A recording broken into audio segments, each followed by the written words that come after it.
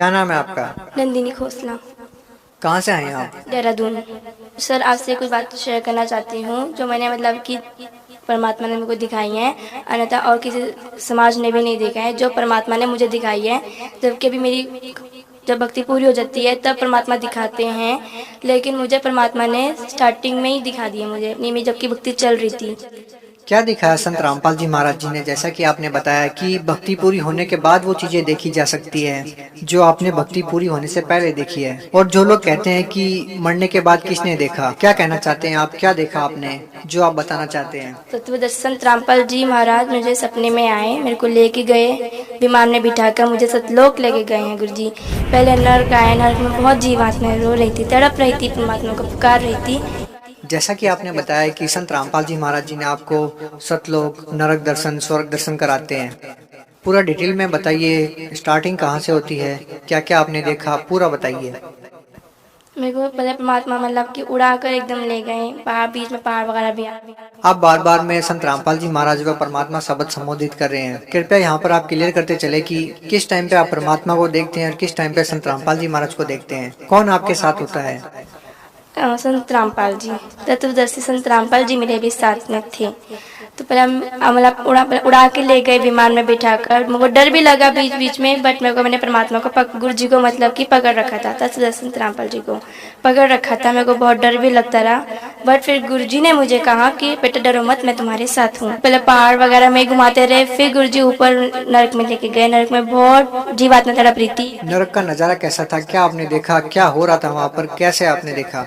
बहुत मतलब कि बहुत गंदा नरक था, बहुत गंदा नरक था। वहाँ पर इतनी बड़ी तपेटशिला थी, बहुत बड़ी तपेटशिला थी, और उसमें मतलब कि कोई जीव आत्मा तड़प रही थी, मतलब फ्राई कर रहे थे उसको, मतलब कि बहुत मतलब चल रहे थे उसे, और वो जीव आत्मा मतलब बहुत तेज से तड़प रही थी। और मतलब कि आगे मतलब कहीं को मतलब कि घसी जा रहा था, किसी मतलब कि कोड़ों से मारा जा रहा था, बहुत ज्यादा मतलब कि अपने पापों को वो कर रही थी, वो भुगतान कर रही थी। और गुरुजी मतलब तत्वदर्शी संत रामपाल जी महाराज मेरे बगल में थे, और उन्होंने मतलब कि मुंह फेर लिया था, पीछे तरफ कर लिया था, और मैंने गुरुजी को देख लिया कि गुरुजी रो रहे थे। मैंने देखा गुरुजी को, तो मैंने बोला कि गुरुजी आप क्यों रो रहे हो, परमात्मा मुझे बताओ आप क्यों रो रहे हो। और लेकिन मुझे गुरुजी ने कहा नहीं, मैं रो नहीं रहा हूँ, मुझे रोना नहीं आता है, मैं नहीं रोता हूँ।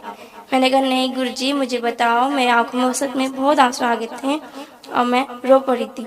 फिर गुरुजी ने कहा कि बेटा देख मेरी जीव आत्मा कैसे तड़प रही थी, मेरे को पुकार रही थी, बट मेरे को अब तभी नाम दीक्षा लेंगे जब ये मतलब कि अभी जब मेरे को प्राप्त करेंगे तो दोबारा से इनको मनुष्य जीवन मिलेगा, तभी मेरे को प्राप्त करके तभी भक्ति करके तब चलेंगे मेरे साथ। मैंने कहा ठीक है गुरुजी।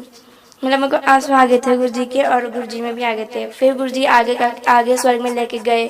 स्वर्ग में बहुत अच्छा था, मतलब बहुत अच्छा रहन सहन था वहाँ पर, बहुत अच्छा रहन सहन था वहाँ पर। मतलब कि डांस वगैरह, नाच गाने वगैरह भी चल रहे थे, और वहाँ पर जिनकी भक्ति अच्छी होगी वो मतलब कि वहाँ पर सब ठाट मजे कर रहे थे वहाँ पर वो।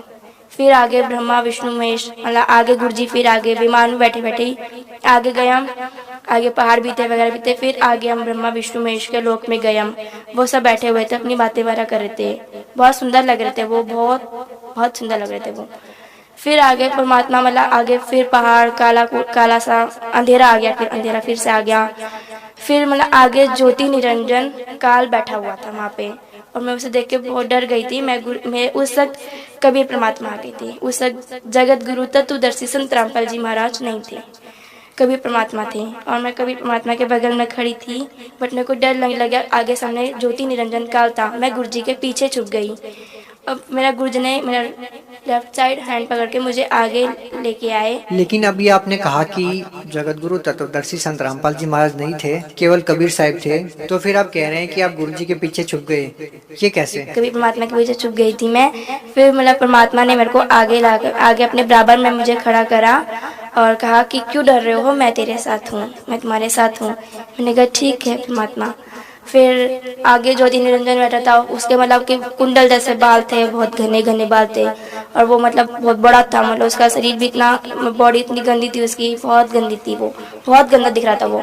लंबी मतलब मोटी मोटी सी आंखें, मतलब बड़ी बड़ी नाक वगैरह, और उसके नेल्स भी कितने गंदे थे उसके, बहुत गंदा इंसान था वो, मतलब बहुत गंदा था वो। और उसे डर भी लग रहा था, बहुत डरावना था बहुत ज़्यादा। फिर उसने मेरे को रोक लिया, उसने मेरे को रोका क्योंकि ये परमात्मा, वो वाला पहले गुरुजी को कैसे हो गया और कहा कि गुरुजी पिता परमात्मा इसे कहाँ लेके जा रहे हो, इसकी भक्ति नहीं है, इसे कहाँ लेके जा रहे हो। फिर पिता परमात्मा, कभी परमात्मा ने कहा इसकी भक्ति पूरी है, देख लो। और फिर उन्होंने देखा, ज्योति निरंजन काल ने देखा मेरी भक्ति को, मतलब कि उसने अपनी रील वगैरह चलाई, उसने देखा कि इसमें भक्ति पूरी थी और मेरी मतलब भक्ति पूरी हो गई थी।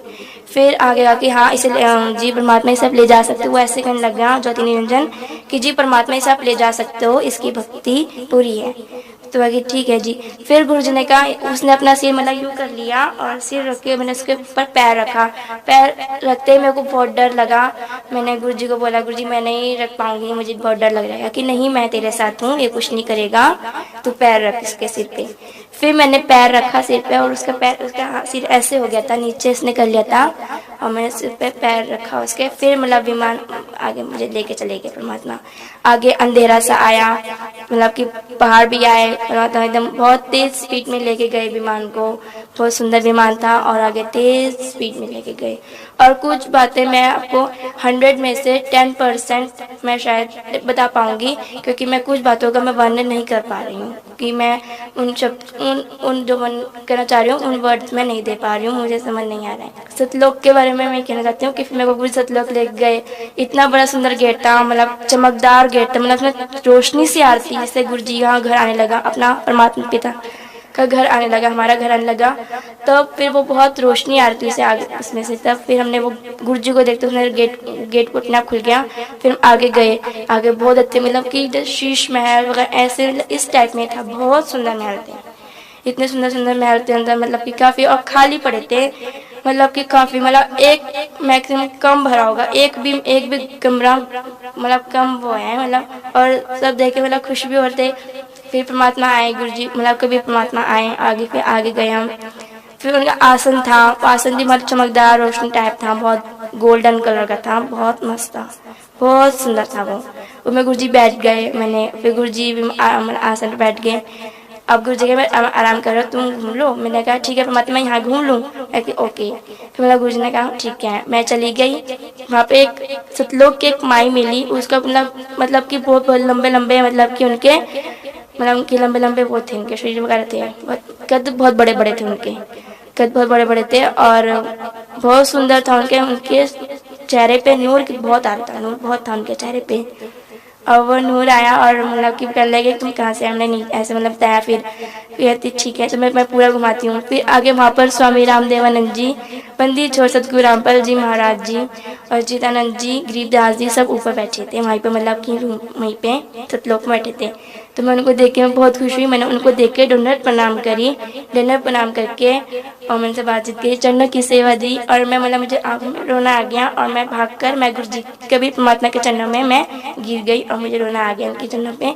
फिर गुरुजी उठ गए, मतलब सो रखे थे वो, गुरुजी सो रखे थे, मैं उठ गई। और फिर गुरुजी क्यों रो रहे हो? मैंने गुरुजी आपने मेरे को बहुत बड़ी चीज़ दे दी है, अब मैं परमात्मा कभी नहीं जाऊँगी, अब मैं यहीं रहूँगी आपके पास।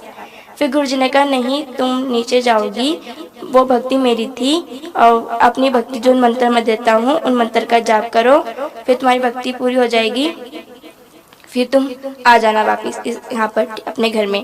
फिर गुरुजी ने कहा वो मेरी भक्ति से सब दिखाया है कि तुम आगे मतलब कि अपनी भक्ति ढंग से कर सको, दृढ़ बन के कर सको, इसलिए दिखाया है।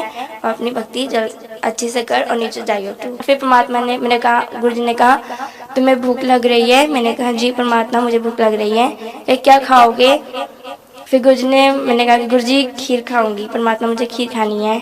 फिर गुरुजी ने मुझे खीर खिलाई, 2 कटोरी मैंने खीर खाई, बहुत टेस्टी थी। मतलब उसमें इतना जो हम घर में बनाते हैं, जो हम नीचे खाते हैं, उसमें कोई मतलब वो था ही नहीं, एकदम इतनी स्वादिष्ट से, मतलब पता नहीं हमने कहा ऐसे कौन सी खाई हमने कि आज तक वो स्वाद है अभी तक है मेरे मुँह में। हाँ मुझे फील हो रही थी जब मतलब कि मैं अपने मतलब कि मैं उठी, तब मेरे को फील हुई थी, तब मतलब कि मैंने ऊपर खीर खाई 2 कटोरी तो मेरा पेट भरा हुआ था, मुझे फील हो रहा था उस वक्त। अक्सर जो लोग भक्ति करते हैं, साधनाएं करते हैं, उनको कुछ भी प्राप्त नहीं होता है, कुछ भी चीजें नहीं मिलती है। संत रामपाल जी महाराज के शरण में जो भी आता है उनको फील होता है, उनको पता होता है कि अध्यात्म से अच्छी तरह से जुड़े हुए हैं। तो जो लोग कहते हैं कि मरने के बाद किसने देखा, तो आपने मरने के बाद जहाँ लोग जाते हैं, स्वर्ग में जाते हैं, नरक में जाते हैं, वो आपने देखा। आपने स्वर्ग देखा, नरक देखा। आप उन लोगों को क्या कहना चाहेंगे जो लोग ये कहते हैं कि मरने के बाद किसने देखा? जो लोग ये कहते हैं कि किसने देखा, मरने के बाद किसने देखा है, लेकिन मैं कहती हूँ मैंने देखा है, परमात्मा ने मुझे दिखाया है।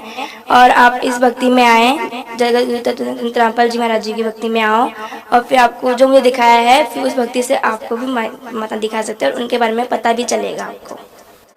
अभी जो आपने ये बताया, ये आध्यात्मिक लाभ है, ये व्यक्ति को मरने के बाद प्राप्त होते हैं। लेकिन इस संसार में रहने के लिए भी भौतिक लाभ की, मानसिक लाभ की जरूरत होती है इंसान को।